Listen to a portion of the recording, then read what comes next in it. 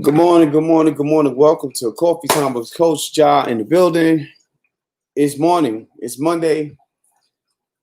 Grand Risings. Happy to see you, all your beautiful faces here in the building. It is going to be a lovely day. It's already lovely. You know why? Because we're here. We get to experience this moment and this time. It is a great day.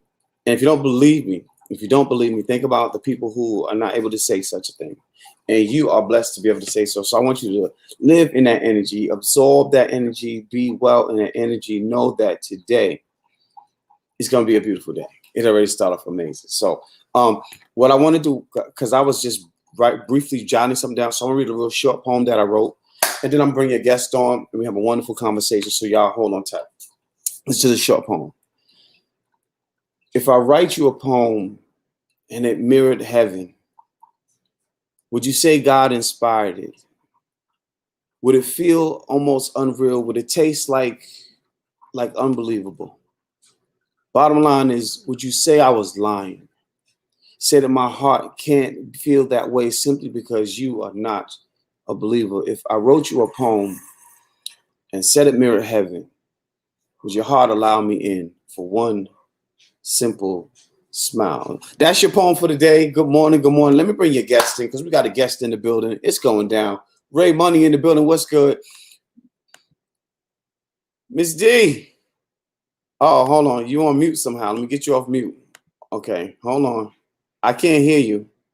Are you on mute on your side? Okay, is it back? There you go. Now I got you. Good morning to you. Good morning, sir. How are you? Listen, I'm good. Your energy is real light and mellow right now. I'm loving it. That's the vibe right there. Teresa Bryan Frugal, good morning. Thank y'all for joining. How is your morning starting? Oh, it's wonderful, my dude, my brother. I hope you're not offended. Sometimes I just speak so casually. No, listen. Here it's all about your vibe. However you feel free. Oh, well, I'm As feeling. long as you don't call me late for dinner. That's I like that. That's clever. All right. Umi, good morning. My mom is in the building. Good morning, Umi. Yeah. Yeah, so let's do this. Let's start the show off right. Tell the Okay. people who you are, where you from, what you do, how you living, what church you go to, whatever you want to share. Just tell the people who you are so they know who we talking to. Okay. Well, my poet handle, IG handle is D Librarian. It's spelled like a name, and but my name is actually Renee Lewis. I am from New Orleans, Louisiana. I currently reside in Baytown, Texas, with my husband. That's his hometown. That's about a half hour east of Houston. And no, I did not arrive here by way of Hurricane Katrina. I was actually in the army in Germany when that happened, but I found my way to Texas, just by working. I Oh gosh, I don't even. Usually, I have so much to say because I'm a chatty Cathy, and now I have to talk about myself. But what I will say is, I consider myself a writer, a poet. Other people have called me a teacher. So the way things have been going, I guess, hence the name D Librarian, because I attempt to lace all of my poems with information bearing words. So the point is to teach every time I write a poem, so it fits my personality. And I used to call myself satire, but a late friend of mine, her ex-husband actually gave me my poetry name.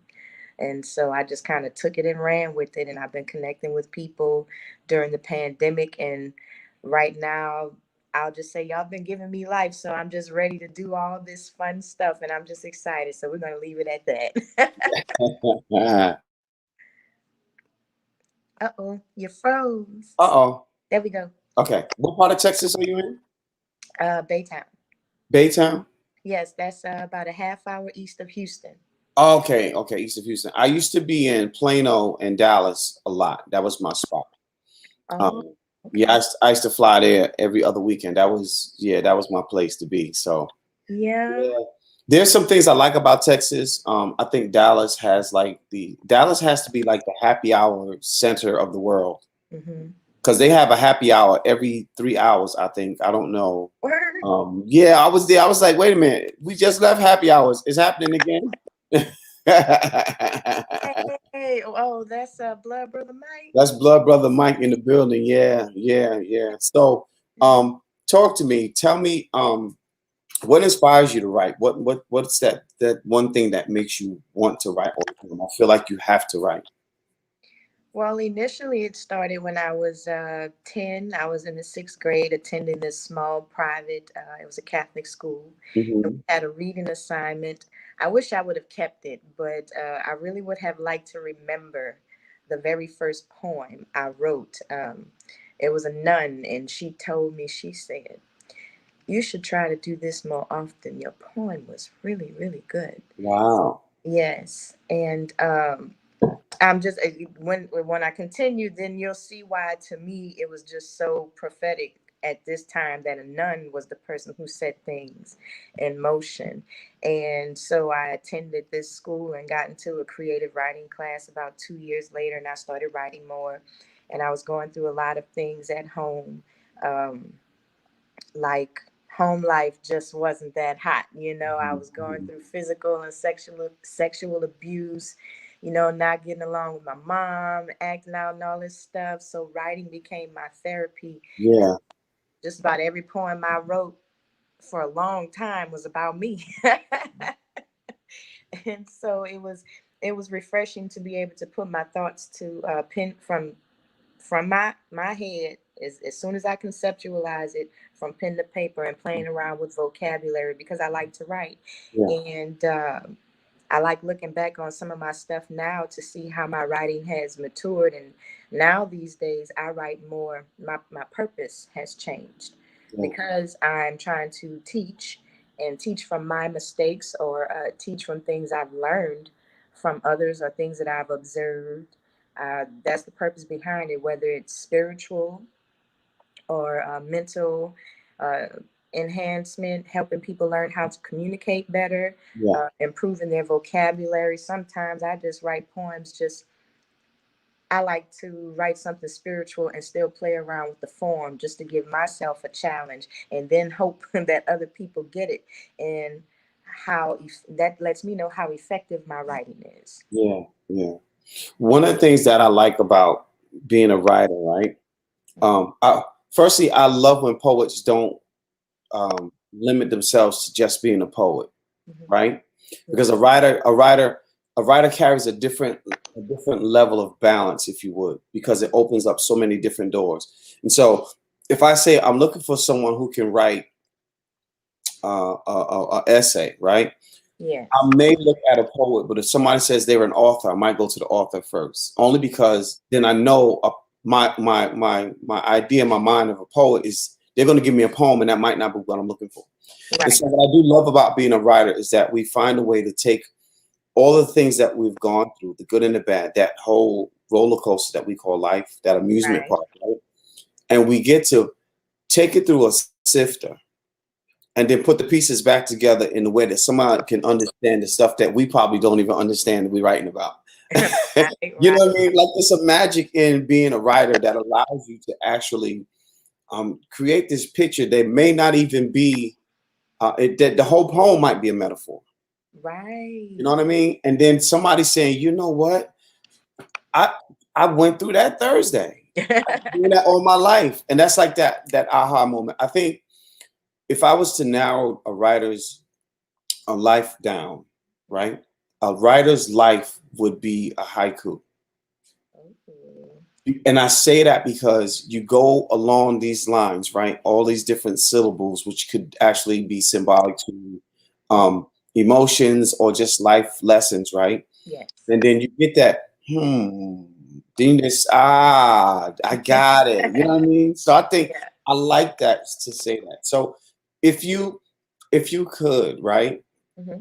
what would be like your dream uh, um, project to work on? Like something that's like this is something that I would give anything to be working on. What does that sound like for you? And you can be as detailed as you want. Well, I'm just going to share this. I don't want to give too much because I guess, learning how not to tell people your plans, but because part of this plan involves interaction, or is dependent upon participation of other members of this particular community. Hmm. I'm going to share this, but I would like to build an agency for artists because we really don't have that one that is fair and one that helps facilitate everyone's projects so that we have proper representation, whether it's legal representation, financial representation, Mhm. providing grants, in Yeah. with contracts rather than these loaded loans and all of these things that put artists in debt. I'm tired of hearing about struggling artists, but of course we would use some discretion in handing out these. Oh, you're gonna make me blush. Stop it, Mike. Handing out these grants and whatnot.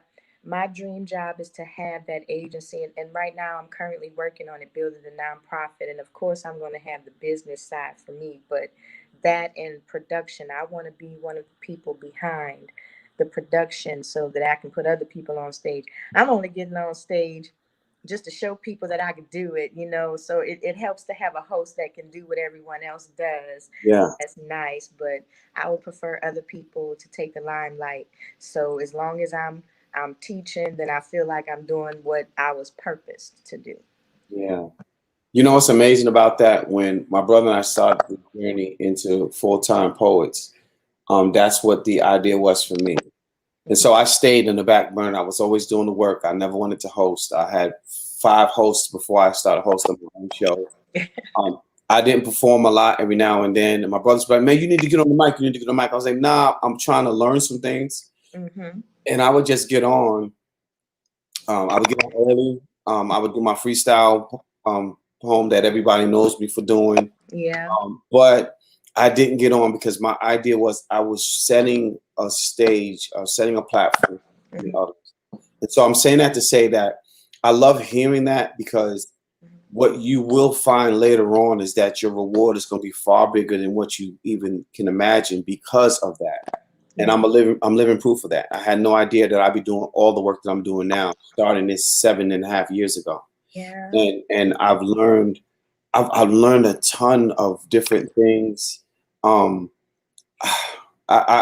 It's not about me today. Not about me today. That's okay. That's okay. But what I'm saying is that there's such a reward when you're stepping out to help others before you even begin to help yourself. So get ready for the stages because they're coming. That's all I'm saying. Okay. That's all I'm saying. I look forward to it. I've been having so much fun connecting with everybody, and because I've spent the last 6.5 years inactive. I had a blog back in 2013. Did she just say that? That was my blog, and then I went by a different poet name. I took myself on a little tour and everything. I paid for it all. I had just left corporate America, left all that crap behind. I had a little money in my pocket. Let me go ahead and do a little something. I had fun, and then I fell in love, and life hit, and now I'm just ready to get back in the game. Listen, I love it. The vibe is definitely set for that. I will say the first time that we had a conversation, I was like, yeah, there's an energy there. I know people say it all the time. Oh, I believe in energies and this and that stuff. At the end of the day, we all do, even if we don't say it. Because if your energy is off, we're not going to have a conversation. But for so long, that's just life. So I enjoy when people say it, but it's a little deeper for me. Okay. And I knew when we talked the first one I came in, I was like, yeah, she's got something special, and I can't wait to see what you're going to do to deliver this opening for so many people. There's so much magic in helping others. Right. And I've helped others when it cost me more than I thought I could afford to lose or sacrifice, but the sacrifice is way less than, you know what I mean? Like you gain so much more in a sacrifice, especially when it's a blind sacrifice. Yes. When I'm doing this and I'm not thinking about what the return is going to be. It took me a while to realize that because, having to sit in what you think is a loss is not always a good feeling, right? Right. And then once you give up what you've given, it's gone. And you can talk about it all day long, but it's not coming back. But that bridge that you cross, right? Yeah. You get to that other side. You remember that bridge. Yeah. Doesn't matter what's going under it. That's gone and past. You might remember some of it. You'll never remember all of it, but it's gone. You will remember that bridge. And I say this often. It wasn't until I wrote down everything that I've done since I've been on this poetry journal journey. Are you serious? Don't tell me you flexing like Jay-Z now. Nah. I needed a bio. Uh-huh. I didn't have a bio. And then when I had to write down all of the stuff, I cried like a baby because I didn't realize how much work I've done. Oh. And then the beautiful thing about that is I kept having to go back. Oh, I forgot about this and I forgot about that. Yeah. And I think that's the best part of those visuals. You know what I mean? Yeah. Yeah. Dope. So tell me, like, how childhood, like having to write through in your childhood life, like what was that like for you? Writing about, when you were young and you don't have to give, detail you don't want to share, but just, what was that like for you? Well, in the beginning, I was very immature in the writing. So, Mhm. I was rhyming like every other line, every line. So, it was the way I was practicing with the art and, the language, all the verbiage, everything was so simplistic. And I wrote about childish things that sometimes I was looking at some of the stuff. I was like, why did I write that? And I was like, but looking back at some of it, I will tell you some of it I actually want to get rid of. And I'm going to tell you because some of the things I was going through, like I went through rejection and I was bullied a bit and, different things. And I was never really understood by people. And I'm not saying this to toot my horn, but apparently other people said I've always been a step above in, as far as matters of intelligence Mhm. and the manner in which I speak. I've always been a step above most people I've been around, and I've recently learned that I am an alpha female, and I never considered that, which is kind of ironic considering that I know I'm a type A personality. So I don't understand how I missed that, but yeah. So when I look back on some of my writing, I wrote some hateful stuff sometimes. Mhm. Like seriously, and I was like, I want to get rid of it. And my husband and my mom is like, you shouldn't get rid of it. You should keep it because that was a different point in your life and that's where you were. But in my mind, I'm telling myself, what about the message that's in there? And I don't want to impress those ideas on anyone. So it's just like, Mhm. okay, I feel like I should have one of those kairos. My husband calls it. You know what that is? I was going to ask you to explain that in case. It's like a ritual, like a Mhm. cleansing ritual when you Okay. write something or anything, an image or an object or whatever, you throw it into the fire. Yeah. Okay. Okay. I've heard of it, just not by that title, but that's awesome. How do you spell that? You Uh, I believe like Cairo, and they may have S. Don't quote me on that. Y'all go have to on. We'll come. figure it out later. It ain't no biggie. We'll get to it. We'll My get. husband been incarcerated for over 20 years, and I got that term from him. Yeah. Yeah. Yeah. Wow. Wow. Yeah, I wrote about even the way I wrote about sex back then. Like now, looking back on it, I was like, I don't like it because I guess because I've matured. My Mhm. vocabulary is different. My worldview is different. My heart posture is different. So Yes. I write different. Mhm. Have you ever heard the saying, "This the poem before the poem," or "There's a poem in the poem"? Yes. Yeah, so that's what I'm looking at now. Like, I don't know. Again, it's not my journey. It's not something that I should tell you should or should not do. But I would question if that's something that you can reflect on. Okay, this was 6, this was 10, this was 25, this was 27. You know what I mean? Yeah. There might be some magic in that. Writing about the growth in that. You know what I mean? So, but you have to control your energy. It's not for me to say whether you should or should not do that. Mhm. Um, but I was just thinking, like for me, I would personally like to own my own writing. Um, Unfortunately, I had books of writing that I had for over 20 years that was thrown away. Um, and I hurt every day thinking of all the magic that was in those. I mean, so much stuff, little short poems, beginning of poems that I've had written down and handwritten for over 20 years, and then someone came out purposely. So, but yeah, like I would love to revisit some of those things and write about them, but not having that, that ability to do so. I would love to. I would love to. Hey, you know what? You may be impressing an idea on me. I might. I've been leaning on the fence. I'm just a little concerned about some of my verbiage, Hmm. Hmm. and yeah. But I'm going to revisit the idea. That's actually a good idea because I can show. Perhaps I can do a culmination of then and now. Yeah, absolutely, absolutely. In fact, it sounds like that could be something that you can help young women learn themselves and learn that yes, you may have been here, but let me show you you can also from this be here, or even what I mean. Like I Yeah. think there's a lot of lessons in that because of the transition from one place in your life to another. Yeah. And there are a lot of people who may be struggling in their young age, as you have struggled with some things in your young age as well. And it, might be a good way to teach some things. I Yeah. think that I want to say this, and I say this often, but I don't think I can say it often enough. Thousands of tongues, I couldn't say it enough. Black women have this natural teacher thing in them. Mhm. It's just what you've been created to be. Like there's no getting around that. And I think there's a magic in how Black women teach.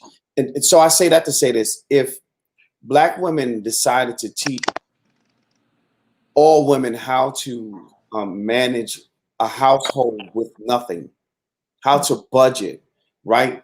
Because most of us have been there without, but it was a Black woman who learned how to budget. You know what I mean? Like y'all can save the entire planet. I mean, people. I've said it, and people be like, "I never thought about that." When you think about it, and let's go back to when Black women made table scraps, made dinner meals to feed people, out of table scraps. And now it's like Thanksgiving dinner, right? That's when holiday. And so I always say Black women are chemists, they're medicine, they're doctors, they're nurses, they're scientists. I mean, y'all have the power to change the entire world collectively. Yes. And Yes. Yes. so I'm just saying, like, there's so much that you probably could revisit in. I'm teaching today. There's so much you could probably revisit in your older writing when you Mhm. were younger, that could actually teach a whole nation. Okay. And men need to sit down and listen to that. Listen, brother, I was here.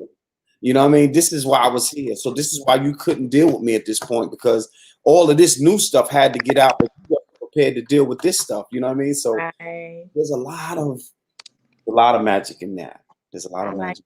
that idea. I like that. That's a good idea, Mm. coach. I mean, that's I had not I coached basketball when I was young, Mhm. and I loved being called coach when I was younger. I did not know I'd be coaching creative writing in my adult age, you know what I mean? But I'm grateful for it. I'm grateful to be able to express it enough because at one point in time, I was not. I was pretty much beat up for being creative, and I think a lot of artists we go through that. A lot of writers, when we go through people who don't understand our job and our path, and they get caught up in, oh, that ain't going nowhere. You ain't gonna be able to do nothing with that. That's just what you know what I mean.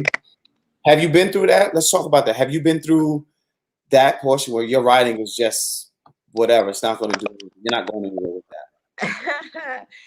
Yes, I've been stagnant. Actually, I have a scattered brain at times, but I'm going to revisit that. So I have all of these journals that. Hmm. and different pieces of papers, envelopes, whatever, because sometimes an idea is so random. And if I either don't record it on my phone or put it in a notepad or write it down on some scratch paper, notebook, whatever, I am going to forget. There have been times I have tried to tell myself, I'm going to remember, and I completely forget about it. And I've lost things as well, not in the trash, but recordings Wow. on my phone. Oh my gosh, broke my heart. Yeah. Yeah. And then there's poems that I've written that have been in existence for a decade or more, and they are unfinished. Mm-hmm. And some aren't put together. Then I have some that are put together because I may have thought about the idea at one point, and maybe some months or a year or so later, I get another piece. But the thing is, they never end up in the same place. So I'm pretty sure that I have so many finished works scattered amongst a bunch of different mediums. Mm-hmm. And some of the stuff that I produce, sometimes I'm not always satisfied with it because I feel like if my poem isn't in intellectually stimulating, Mm-hmm. then it's not good. Well, don't beat yourself up because a lot of times some of the stuff that's simple is very, very, very helpful to some people. Mm-hmm. I'm just saying. I'm just saying. Yeah. So Mike wants to ask about when you were in the army and what kind of writing you did then. Um, I don't know if he's actually, he may be referencing this one poem I wrote about Candy when I was on CQ. Uh, so CQ duty, that's charge of quarters. Anybody who served in the military, that's when you perform 24-hour duty at some main headquarters somewhere on the military installation. That's what that is. You monitor everybody that comes in and out. And I was in Korea at this time in Wow. 2003. So yeah, I was young. I was a young tender at that Wow. time. Yeah, boy, I was barely 21. Oh wow. And so did you write about just what you saw, what you felt like? What does that era of writing look like? Well, I wrote about lots of things, sometimes short and cute poems. Mhm. As a matter of fact, let me pull it out. Hold on. We getting an exclusive, y'all. Y'all better be ready. So I have a few short poems, some lovey-dovey stuff, some random stuff. I have Yeah. one kinky poem up in there. I wrote about military stuff. I wrote a Heroes for the Holidays.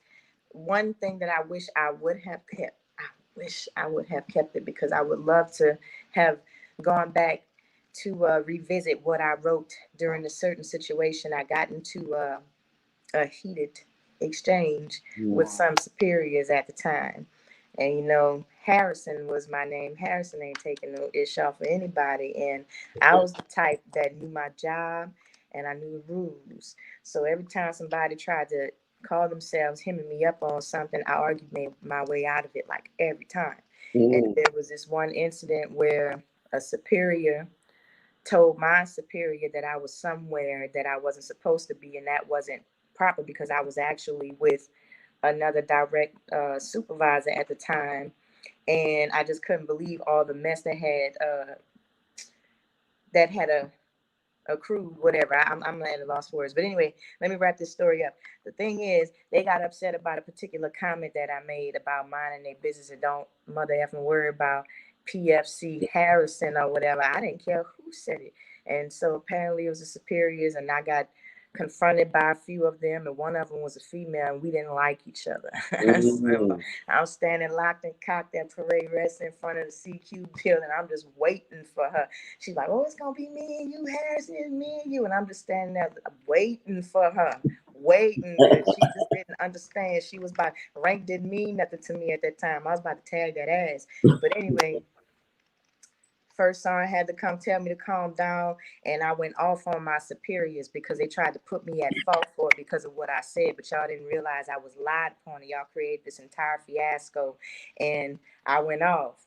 And some of the things that I said unnerved them, and while they ended up taking up for me and I won the argument in the end, my corrective action was to write a paper on respect. So I said all that to say they asked me to write a paper regarding respect. So I said, okay, this is my disciplinary action. I'm like, okay, cool. They wanted it by the end of the week. I gave it to them in less than 48 hours. So I like to write. And Yeah. I wish I would have kept it because what they did was I went and sat in the CQ building and I did some research on respect about the word, where respect comes from. I Hmm. even researched military history. When I tell you I laid it on thick, I laid it Yeah. on thick. So I wrote a nice little paper, a little essay, and they don't know I do this. So I Right. gave it to them. You want to know what happened after that? What happened? They entered me into a battalion writing contest, bro. Wow. Wow. That's magic. That's magic. Yeah, I know Wow. that story was long, but it's like, yeah, that was so what it was like writing while I was in the army. That's what it was like because I felt like people tried to play me a lot, Yeah. and they tried. I didn't like the way people asserted power over me or whatever. So I flexed the biggest muscle I had. Yeah. Yeah. That has always been a beef with me and people in power or in privileged positions Hmm. because the entitlement I can't deal with. Hmm. You know, like you don't respect me. How am I supposed to respect you? How do you want respect from me? And you can't give me, you know, the respect that I'm asking for. I don't get that. That's Right. never been a good thing for me. Right. And we're gonna go to war. We're gonna have war over that all day. That's just Exactly. that's just a Scorpio black male in me. Like we're going to war. I feel you. I feel you on that. Well, I guess while I have y'all, I guess I can read you. Absolutely. Okay. I'll read some of them are just short and cute, so I'll do that one. Oh, I wrote this one on CQ. Okay. This one is called I actually think I'm gonna do this one a rewrite actually, to be honest, because I like it. I think I'd write it much differently. I call this one Controversies of the Heart. And I wrote this January 6th, 2004. Oh, well, isn't that something? Almost 16 years old. Wow. Okay. No one understands its complexity. The divine solitude of charismatic nature, hovered with hatred, provoked by jealousy, and blinded by selfish motives, exacerbates malicious feelings, influenced by frivolous beings, and strangled with too much emotion. Moments of distress increase vulnerability, where each mind is gullible and often naive, enough to make one love out of lust and codependency. Confuses the most abrasive persons, prejudiced to what they don't know, permissible under peculiar circumstances, using words to hide what one's actions will eventually show. The exertion of laughter, warm smiles, and loyalty are easily repressed as a result of unresolved pain. Without suffering, there will be no compassion, and some will never love again. Although one may bury his frustrations, seeking pleasure in a zealous attempt to optimize everything in his life, disappointed by uncanny situations, arouses fear and hopelessness, creating an eccentric reaction of usual disposition to revert back to childish ways and cold heartedness. Joy is not great without pain, nor sorrow a match for happiness. So stubborn one can be, but nevertheless desperately seeking an affectionate tone, forever lost in its serenity. So, Read that line. Joy is not great without pain. Read that line again. let's see. Joy is not. Yeah, I'll say, yeah, that chatter. Joy is not great without pain, nor sorrow a match for happiness. Yeah. Yeah. You know, we take for granted when things are so smooth in our lives, right? Mm-hmm. When we get that stimulus check and everybody's happy, got extra money, and then when it's gone, it's a different story. Mm-hmm. We take for granted that, you know, those moments, some of our greatest moments, people never experience, Mm-hmm. right?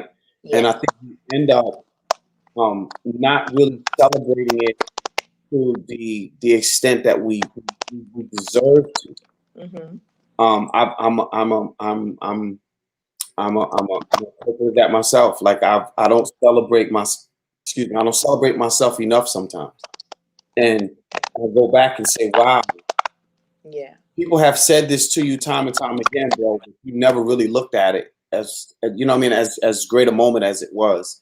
Yeah. And I think we need to learn to do more of that.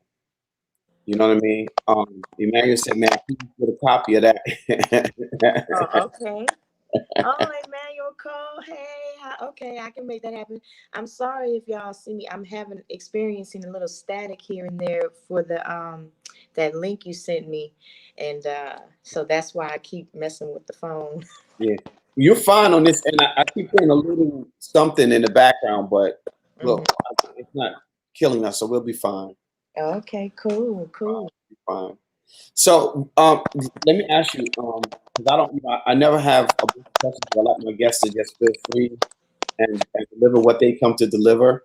Um, is there anything in particular in writing that you want to tell people about or share with people about writing or your writing in particular? Anything that you like want people to know or feel about how they write or how you write or express yourself? Yes, and because it's relative to my mission, uh, I embody that personality, the librarian, and so now I see why I was given that name. Hmm. I am a person who cares much about matter of fact. So I want to be able to understand everything and everyone that I come in contact with. There's a plethora of knowledge, and a lot of people, we're all ignorant of many things. There's no way to know everything, but if you possess a certain amount of foundational knowledge, I'm sorry that that list, boy, I used to wear braces, so it's hard saying certain words. But that foundational knowledge, if you have enough of that, you can continue to build your intelligence, especially by improving your vocabulary. Yes. So when I write my poems, I try to make people see words or see concepts in very different ways, in ways that challenge what they're used to thinking, because people tell me my way of thinking is so different, and they try to make it seem like it's a problem. I'm like, damn. I was like, so being logical and pragmatic is a problem? I don't understand. You know, I can't comprehend that. Like, I can comprehend a lot of things, but not that. So Right. every poem I write, it is a goal of mine to load it with information. And lots of times, if you pay attention to some of my poems, you'll notice etymology, which is basically the study of the origin of words. But and that's basically what I'm doing. I'm basically trying to discipline my audience in the use of words. So you might find a poem, and if it has multiple definitions, I promise you I'm going to use at least three delineations of it in the poem. Uh, I may not ever even put the word itself in the poem. The entire poem may be nothing more than a vivid description Yeah. of a definition and what I experience in that process. And that, like, there's this one short poem, like real short.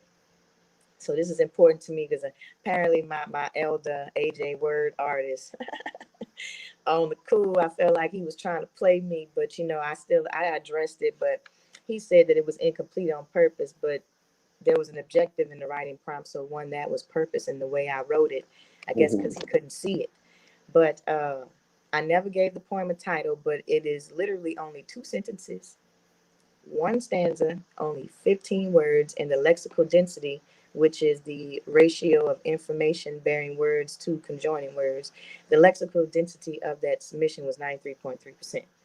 So, yes, in 15 words. So, I really wasn't concerned about what he had to say, because my objective is to make sure that everything I write is full of information. Yeah. So, here's that little two-sentence poem. Yeah. Let me hear that. I want that. And I want to tell you that I also applied the use of condensation in the poem. And it's a psychoanalytic approach, which means you use one word or one image to create two or more meanings from it.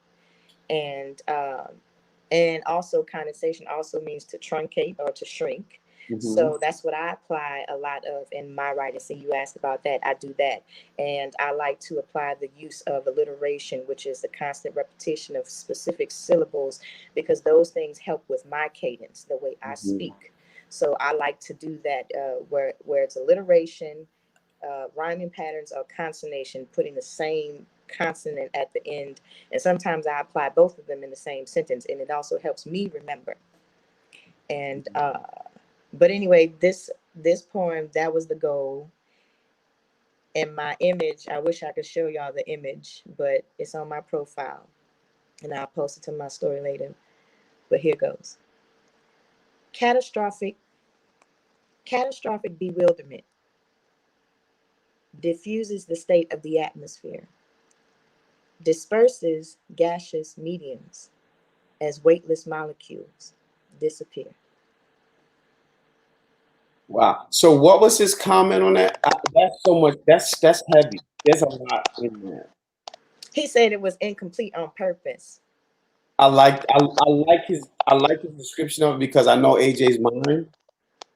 And so I guess what he's saying is you purposely took them to the cliff and left them there to decide, am I telling you to jump or am I telling you to fly? Right? Am I telling you to fly? Or if you're scared, stay your ass right there. I think that's what he meant by that, right? I don't know. I'm going to tell you the way that I took it, and because I just think it was nothing more than perception Right. at that point. Because now he was now given to where his point of view. I can see why he said that, but purpose means several things. So even though he was correct, my poem was not incomplete on purpose because I had to tell him, because one, the actual writing prompt itself, you have, for something to be purposeful, it had a reason why something is being done, the end, aim, goal, or objective. So the writing prompt in itself is a purpose. So you selected purpose, in which he was speaking about, I guess, because of the content of his poems, which I understand, you know, what he likes to talk about. That's the subject matter you speak of. I get it. That's your purpose. But I think some people believe that just because you're not writing about certain subjects, they think that it lacks purpose. No, sweetheart, everybody's purpose is different. And you and nobody else can tell anybody else their why to anything. Right. You can't tell me why I wrote that poem. Yeah. I agree with you 100%.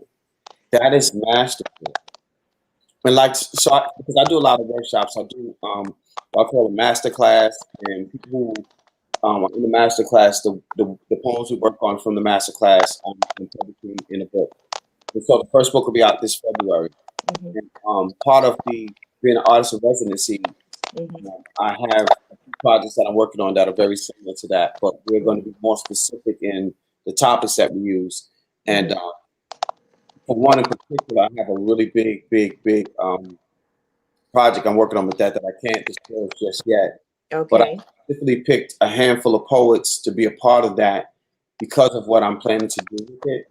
And Okay. so the way you just broke that down really makes me look a little deeper into that. You know what I mean? Like it gave me a whole nother level of, bro, you need to really look at that. So yeah. Oh, Blackberry is in the building. So let me explain something.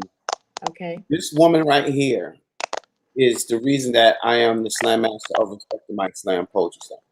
Okay. And she is an amazing spirit. Like she's, oh my gosh, and one of the best slam masters you're ever going to meet. She Ooh, says, greetings. She is freaking amazing. Folks will not fully comprehend or appreciate this level of intelligence. you are too kind. Um, I'm going to tell you this because of I know her, and that's that. She's not going to give you credit for something that she doesn't really do. Wow. And so that's the salute. That makes Walk in that because she teaches on a different level.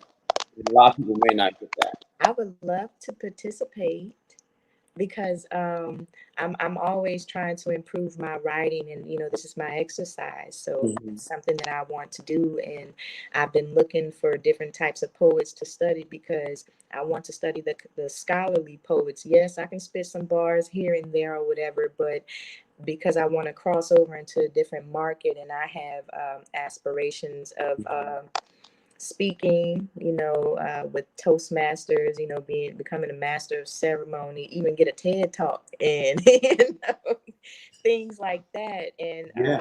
slam poetry. So these are different things that I try to pay attention to, the poets that I like fun poetry. And then Uh-huh. there are other poets that I like to pay more attention to because I like to pay attention to intellectually stimulating content, Yeah. because that helps me, and then that helps improve my effectiveness with teaching others. So Yeah. I I have and so there's going to be several projects coming up this year. Um, and I'll be posting about them and talking about them later on. I'm still scheduling things out and trying to give myself enough time with some things, but I'll definitely keep you posted. okay. So we can definitely try to get you in on some things. But oh my gosh, I'm kind of looking forward to that now, just after having so much conversation, we're learning some things from you. Let's see. We're getting up. Is it moving? It's a little staticky here. Yeah, I know. Let me I was trying to see I'm on the iPhone talking to you here and Mm-hmm. have my cell phone right there, and I don't know, I've been trying to move stuff. That's why y'all seeing me move it. I've been trying to do that like every couple of minutes, and hold on, y'all just give me a hot second. Yeah. I wanted to show you that image, but I actually have another poem I wanted to show you. Were telling me about Oh the yeah, time. cool. Absolutely. This is your time. I'm just here. I'm just the bridge right now. Okay, I'm sorry, y'all. Just give me a hot second. All right, charging, and I do not know. I don't understand what that's about. So let me move this away from the. I don't know if it's the laptop, the refrigerator, or my cell phone, but something is causing some signal latency in here. I don't know. All right, is this? Oh, y'all, this is so silly. I'm working it out. Oh gosh. Oh, let me just hold it. How about that? We can do it. We won't do that way. We're gonna Okay. get. Yes. Um, I know a lot of people. How much time I have? We got about 12 minutes. 12 minutes. Okay. Well, these are short, so that means I can do two, right? Yeah, absolutely. This is one of my flagships, and I call this one Against the Grain. I don't think you heard this one. Uh-uh. An ordinary person living an ordinary life will leave behind an empty legacy upon the common mind. But in the face of my adversaries, I lead with a feathered line. Against the grain, against the world, leaves passion blind. I only follow a lead. I know the truth, so I seek it. I never fake it or force it. I don't just speak it. I live it. I breathe it. If there's a calm before the storm, I tiptoe forward like the Japanese stealth upon harbor. Then drown myself in vengeance like Katrina swallowing New Orleans. I'm so focused on my ending, I often forget where I started. Lost my faith and let pessimism turn me heartless. Shh, a moment of silence for the lost and departed. They say home is where the heart is, but home is where I have the least remorse. Exiled by my haters whose bite has no force. If non-conformity was a sport, I'd be the first round draft pick. Prodigy of Da Vinci, the rebel. I let the name stick, because I am the unconventional, aggressive, candid, lyrical. I'm far from hypocritical, and you can bet I'm sure it's spiritual. My shoulders are heavy with burdens. They travel long distance without shortcuts. I'm 38 rounds and I'm still standing, so haters, get your weight up. I'm the heavyweight champion of the year. I'll fight until I fall. Because in life, knowledge is limited to experience. So I'm a freestyle it all. Wow. Listen, let's do this really quick. I want you to go out and come back in and see if you get a better connection because I want you to really get that piece. Okay. So go out and come right back and just sing it and come right back because I want to hear. I want to try to get you as clear as we can because I don't want you to be keeping out of that. Okay. Okay. All right. So y'all hold on tight. We're gonna try to bring her right back, man, because I want y'all to really get what she's dropping. I really like her flow. Man, thank y'all for tuning in. She'll be right back in a second. It'll take but a second to get back in.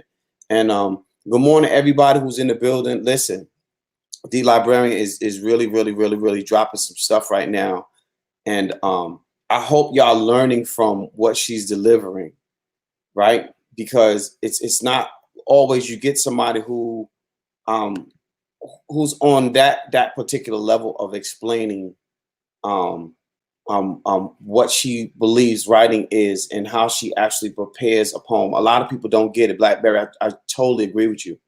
There's a level of understanding or overstanding when it comes to writing. I learned a lot becoming a slam poet. It taught me a lot. I learned a lot about how I'm writing and the way I want to write and things like that. Let's see if we can get better now. Is it better? I hope so. I hope so. So let's just try it anyway. Your picture's a little clearer, so maybe it is. Maybe. I Maybe. guess that's because there's more light in this. Look, wait. I'm trying to make sure I get myself in the screen the right way, y'all. Hold on. Let me get this together. Oh my gosh.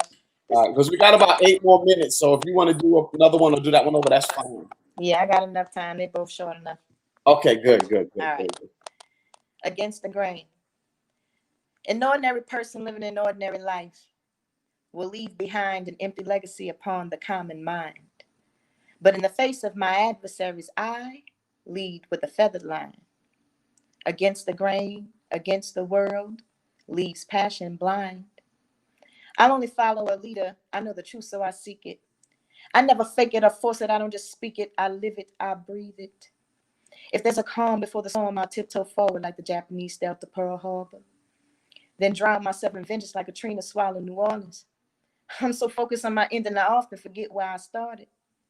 Lost my faith and let pessimism turn me heartless. Shh, a moment of silence for the lost and departed. They say home is where the heart is, but home is where I have the least remorse. Exiled by my haters whose bite has no force. If non-conformity was a sport, I'd be the first round draft pick. Prodigy of Da Vinci, the rebel.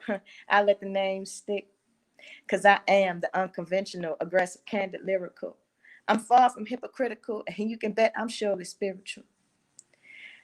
My shoulders are heavy with burdens, and they travel long distance without shortcuts. 38 rounds, and I'm still standing, so haters, get your weight up. I'm the heavyweight champion of the year. I'll fight until I fall, because in life, knowledge is limited to experience, so I'm freestyle it all. Yeah, yeah, yeah. Wow. Because I don't think I heard you do a poem once. So I didn't get to hear a lot of your stuff. Yeah. Yeah. You like that one? I like that. I like that. You said you got another one you wanted to do too? Yes, I do. Yes, I do. This is another flagship.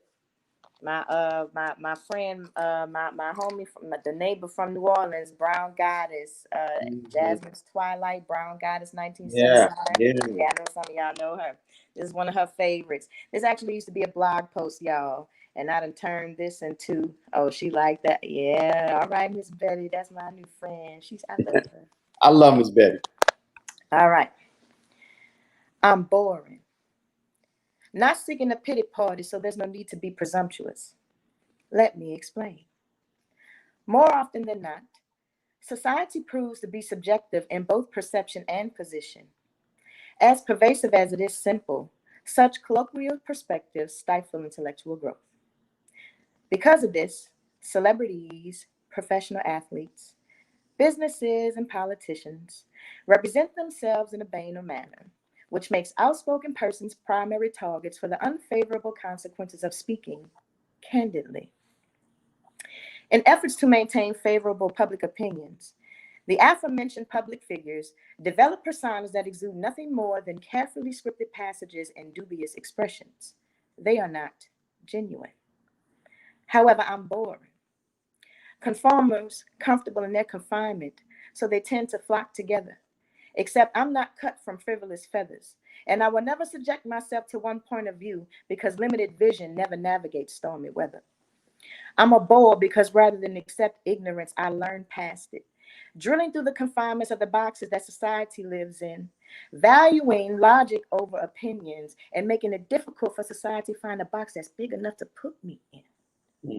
And then again, I'm boring.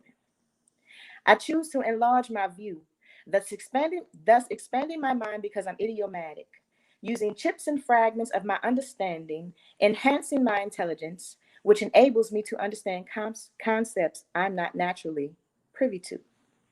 I'm not comfortable with being destitute. And like Cheddar, I'm astute. I'm not trying to weasel my way up nor kick anyone down. Rather, I'd obliterate the barriers to achieve my breakthrough. Therefore, if you put me in the box, I'll just bore my way out because I'm boring. And I'm not selling the crabs in the bucket type of story. And quite frankly, I don't need the extra weight holding me down. And while I won't step on any toes, I'm a bore because I'll drill through the confinements and take others with me because I don't see floors beneath my feet, nor will I allow fabricated ceilings to be a deterrent for me. I'm a bore. I understand that my ambition perturbs many, but I'll stand alone if that's what it takes to pierce through walls because while I am boring, I am never dull. Yeah, yeah. I gotta sit and listen to your work. I said I need to sit and listen to more of your work. I need to definitely check you out. I love poems that don't make me sit still in my brain. Mm-hmm. Right? Poems that force you to look into what's being actually said, that vibration is coming from. Mm-hmm. You know what I mean? And some poems are good in its space, right? In their moment, and they're cute for what they're for. But I like poems that make me think about some stuff that might not have been on my mind a minute ago. You know what I mean? Yeah. That take me on the journey. Those have always been my favorite. Oh, So thank you. You too. yeah. So we got about 3 minutes left. Is there anything you want to say short and sweet to everybody who's watching, and tell them how to follow you and all that stuff? And then Yes. My IG handle is at DEE librarian, like the librarian, but just add an extra N and an E at the end. And I also run a community page at D Library, DEE, and then library. And that's the one that I'm running under a program with my nonprofit organization. Excuse me, doing weekly writing prompts. The prompts that I post on Mondays, like the one I posted this morning, you get a week to do it, and submissions will be read live on Sundays during D sessions at 7 p.m. Central Standard Time. nice. And the winner, the whatever poem that I pick, I will award. Right now, it's just $25 because I have to allocate, a certain amount of funds. But I will award you with $25. In the future, when I'm able to raise money by way of crowdfunding and getting grants and stuff like that with the organization, the monetary awards will increase. And I'm going to host different types of writing contests and basically push forward the community service. And like I said, guys, what I'm doing with D Library is a community page. You'll never have to ask me to share your work. Right now, in the beginning, all of this stuff is free of charge. But when I get a chance, I'm going to start asking for donations for me to post this stuff. But right now, I'm building this platform for us, Yeah. for artists. So, and I guess I don't know, just live your best life the way they say, y'all. Just choose to be happy is what I'm going to say. Wake up every day with a grateful heart. Just be glad you got breath in your lungs. Wake up. I don't care if everybody else are tired. You keep your energy up. Go get your coffee, get your tea, get your water, work out, do whatever. Call your people. Your family, if you're missing somebody, get over it. Just call them and say, how you doing, baby? I love you, and all of that good stuff. And it's peace, love, and blessings, my people. And I love you. I don't have to know you to love you. That's just who I am. That's right. That's right. Hold on a second. Let me close this out. Listen, y'all, you heard it all here. Make sure you're following D Library. Listen, I promise you this. Energy does not stop. It moves, it shifts, it breathes, it lives. Energy is real. The energy today is amazing. You have everything you need today to make this day amazing. You were created perfectly the way you were created. Nobody can be you. Nobody can take that. So I challenge you today to be better today than you were yesterday. Be different today than you were yesterday. Because you have everything you need to be. You are deserving of love, happiness, and safety in whatever way you choose to live your life.